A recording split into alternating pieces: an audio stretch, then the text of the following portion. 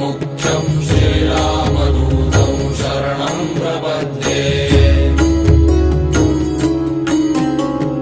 मनोजवं मारुततुल्यवेगं जितेन्द्रियं बुद्धिमतां वरिष्ठं वातात्मजं वानरयूथमुख्यं श्रीरामदूतं शरणं